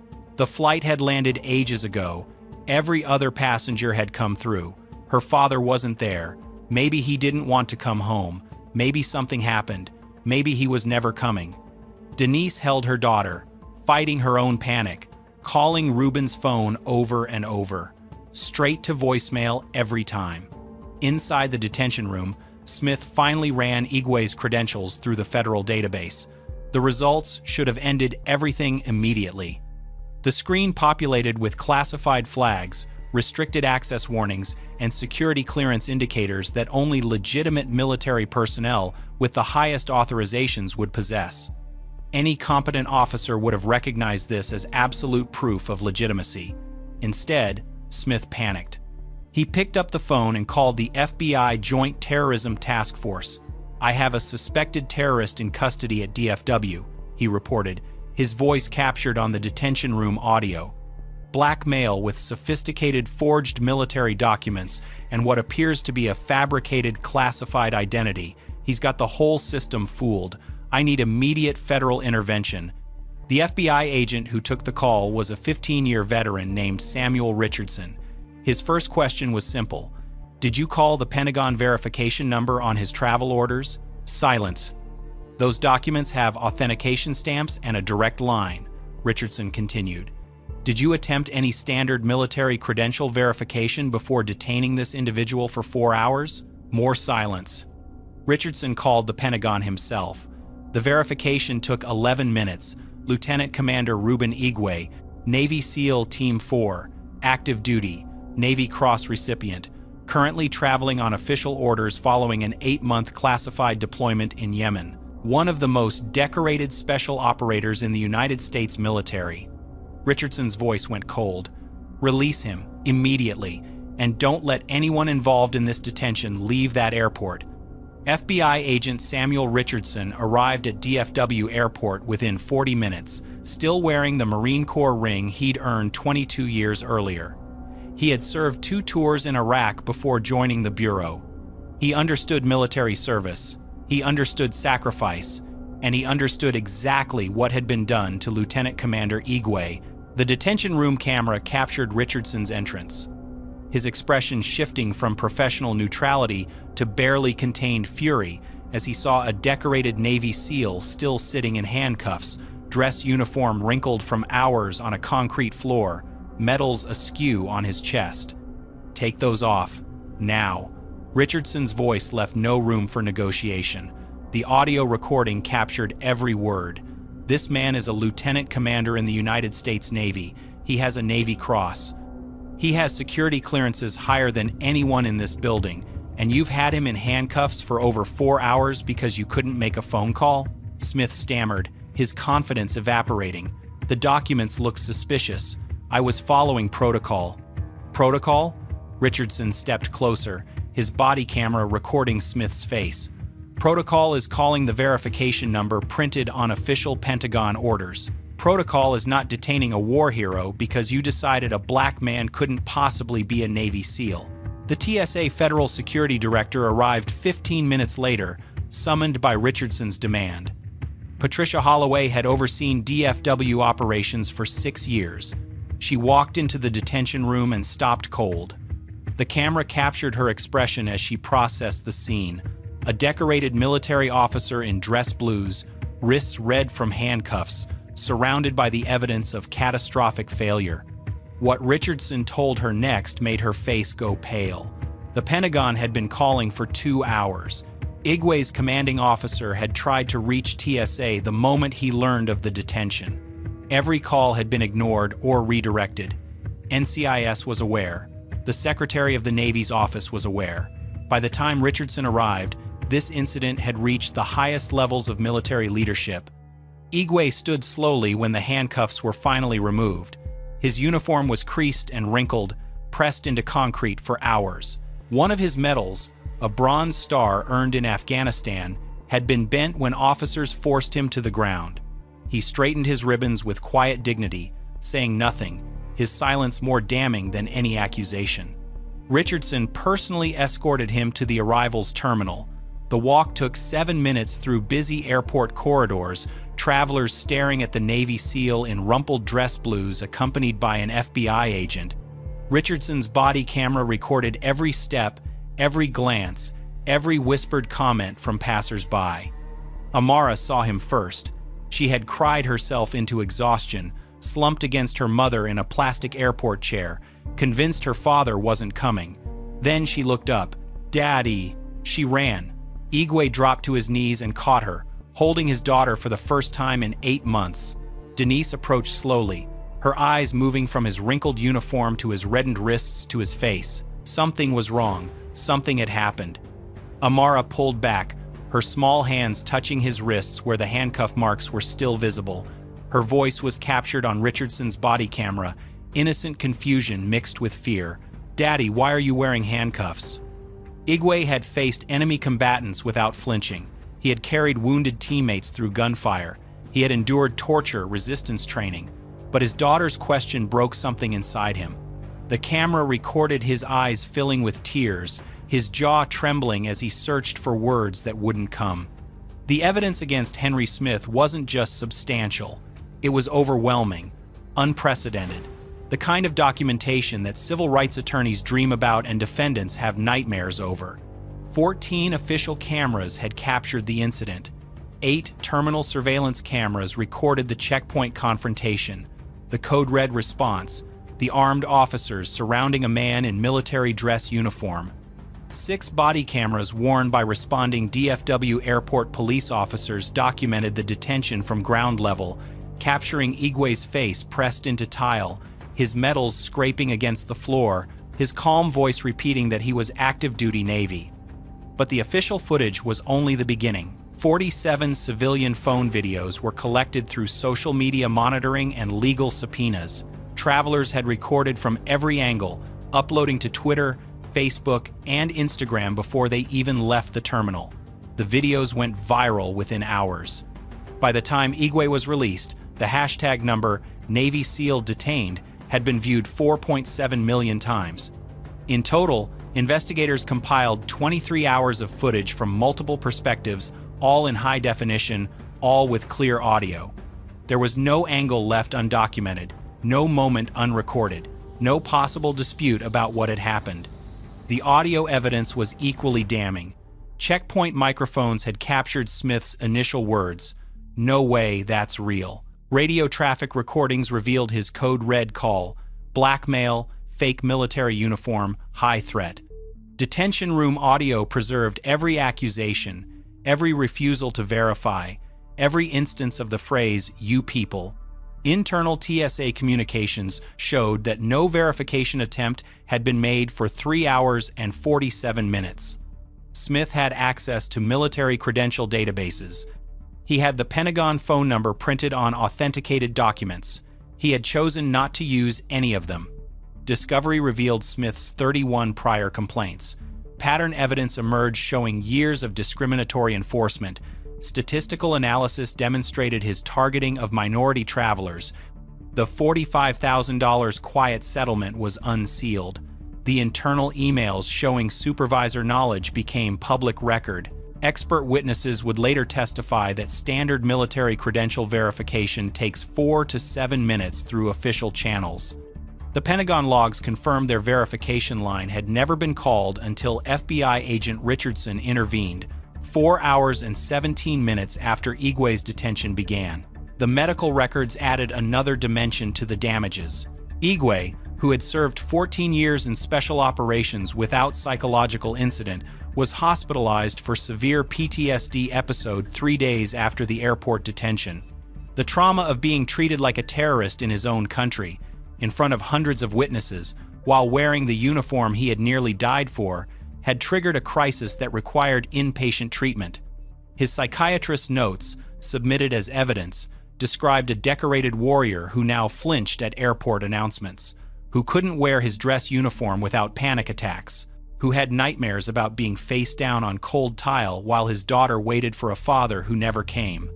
The FBI opened a formal civil rights investigation within 72 hours of Igwe's release. Agent Richardson personally supervised the case, assembling a team of 12 investigators who began collecting evidence from every available source. The scope expanded rapidly as the magnitude of Smith's conduct became clear. The Department of Homeland Security Inspector General launched a parallel inquiry into TSA practices at DFW Airport. Investigators discovered that Smith's 31 prior complaints had been systematically dismissed without meaningful review. Supervisors had documented awareness of his targeting patterns and done nothing. The institutional failure ran deeper than one rogue officer. Congressional attention came within a week. Senator Eleanor Vance, who chaired the Armed Services Committee, issued a public statement demanding answers. A decorated Navy SEAL with a Navy Cross was detained for 4 hours at an American airport because a TSA supervisor decided a black man couldn't possibly be a military hero. This is not a security protocol, this is racial profiling, and it happened under federal authority. The Navy issued its own formal statement defending Igwe's distinguished service. Lieutenant Commander Igwe represents the highest ideals of the United States Navy. His record is exemplary. His sacrifice for this nation is beyond question. We are deeply disturbed by his treatment and fully support any investigation into this incident. Smith was placed on administrative leave the day after the incident.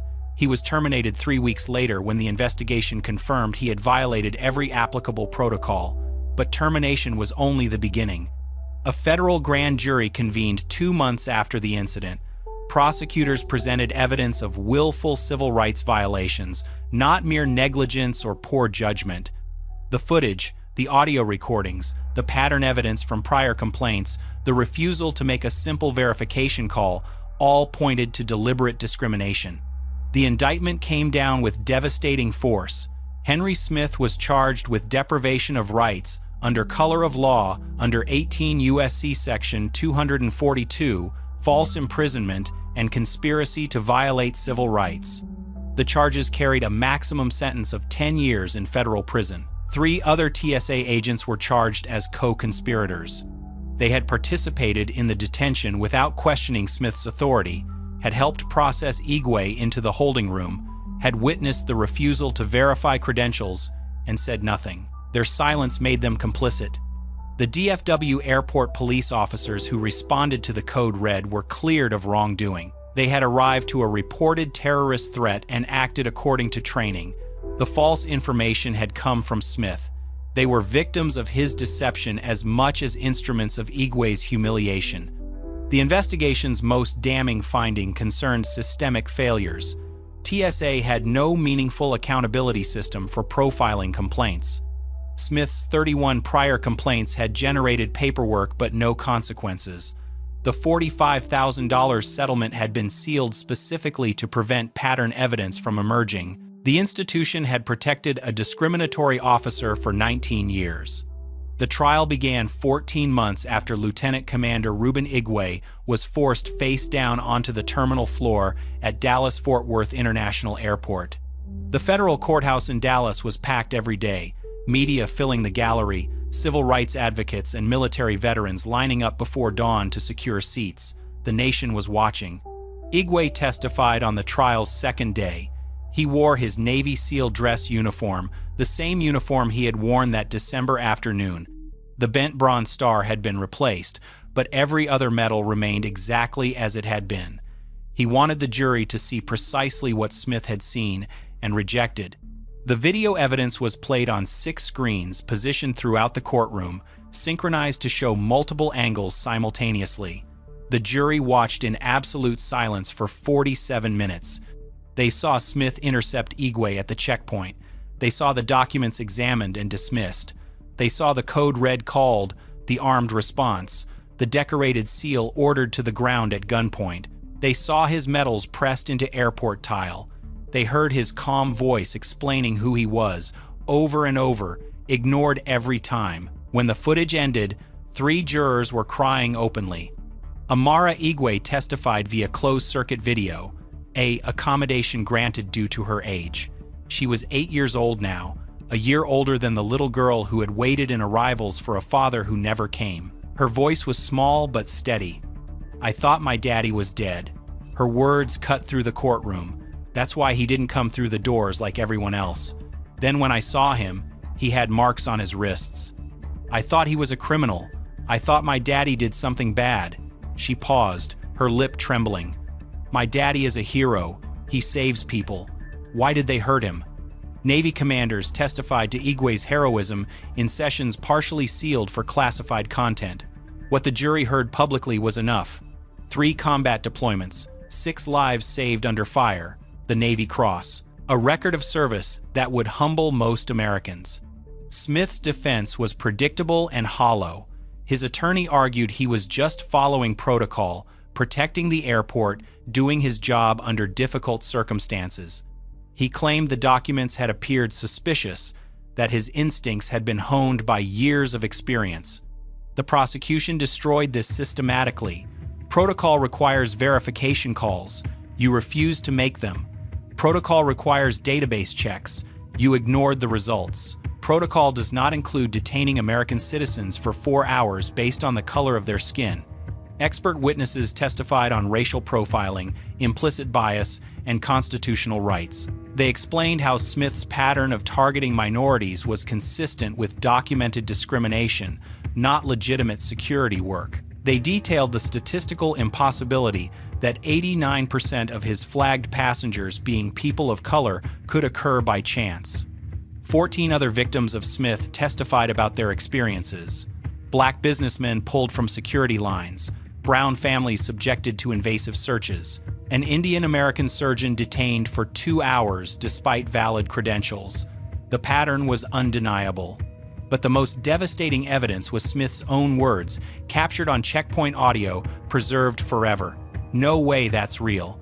You people think you can just put on a uniform," and the phrase that sealed his fate, recorded when he thought no one important was listening, "No way a black guy is really a SEAL commander." The prosecution played that audio 3 times during closing arguments. The jury heard the bias stripped of all pretense, the assumption of fraud based on nothing but skin color, the dismissal of a hero's service because it didn't match a racist's expectations. The jury deliberated for 4 days. 4 days of reviewing 23 hours of footage from 14 official cameras and 47 civilian phones. 4 days of listening to audio recordings that captured every word Smith had spoken.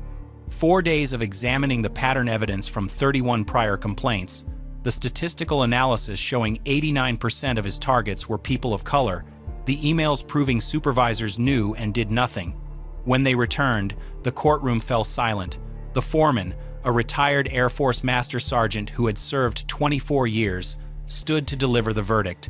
His hands were steady, but his voice carried the weight of what he was about to say. Guilty, on all counts. The courtroom erupted. Igwe sat motionless in his dress uniform, tears streaming down his face, surrounded by family and fellow Navy SEALs who had traveled from across the country to support him. His daughter Amara, watching from the gallery with her mother, didn't fully understand what guilty meant, but she understood that the people who had hurt her daddy were being punished. Sentencing came 6 weeks later. Federal Judge Raymond Foster had presided over civil rights cases for 18 years. He had never seen evidence this comprehensive or conduct this egregious. "Mr. Smith, you swore an oath to protect travelers. Instead, you used your position to humiliate and demean American citizens based on the color of their skin. You detained a decorated war hero, a man who has sacrificed more for this country than you will ever understand, because your prejudice told you a black man couldn't possibly be a Navy SEAL commander. The court sentences you to 5 years in federal prison." Smith's 3 co-conspirators received sentences of 18 to 24 months each. Their silence had enabled his discrimination. Their complicity had consequences. The civil lawsuit against TSA and the Department of Homeland Security proceeded separately. The government's attorneys knew the evidence was indefensible. They had seen the footage, they had heard the audio, they had reviewed the pattern evidence that proved institutional failure. Settlement negotiations began before the civil trial's 3rd week concluded. The final number stunned the nation: $22.7 million, $12 million in compensatory damages covering Igwe's trauma, medical expenses, lost wages during his hospitalization, and permanent damage to his reputation and mental health. $10.7 million in punitive damages, calculated specifically to force systemic change within TSA. It was the largest TSA-related civil rights settlement in American history. The settlement included mandatory reforms that went far beyond financial compensation. New military verification protocols required TSA agents to call Pentagon authentication lines within 15 minutes of any credential question.